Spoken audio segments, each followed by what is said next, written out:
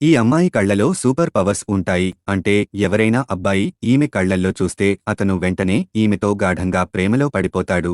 ఈ super power వల్ల ఈమె రోజు ఇబ్బంది పడుతూ ఉంటుంది. ఎందుకంటే ప్రతిరోజు ఈమెను వందల మంది మగాళ్లు ప్రపోజ్ చేస్తూ ఉంటారు. అలాగే ఈమె ఒప్పుకోకపోతే బిల్డింగ్ మీద నుండి కిందకు దూకేస్తాము అంటూ బెదిరిస్తూ ఉంటారు.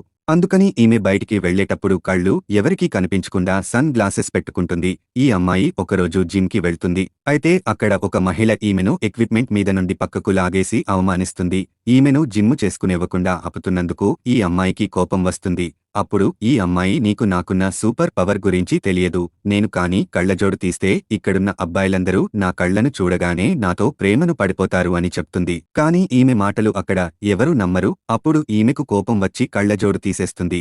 అప్పుడు అక్కడున్న మగవాళ్లు అందరూ ఈ అమ్మాయిని చూసి ప్రేమలో పడిపోతారు. అప్పుడు ఈ అమ్మాయి వాళ్ల నుండి తప్పించుకుని బయటికి పరిగెడుతుంది. అయితే ఈమె చూసుకోకుండా మగవాళ్లు బట్టలు మార్చుకుని రూమ్స్ దగ్గరికి వచ్చేస్తుంది.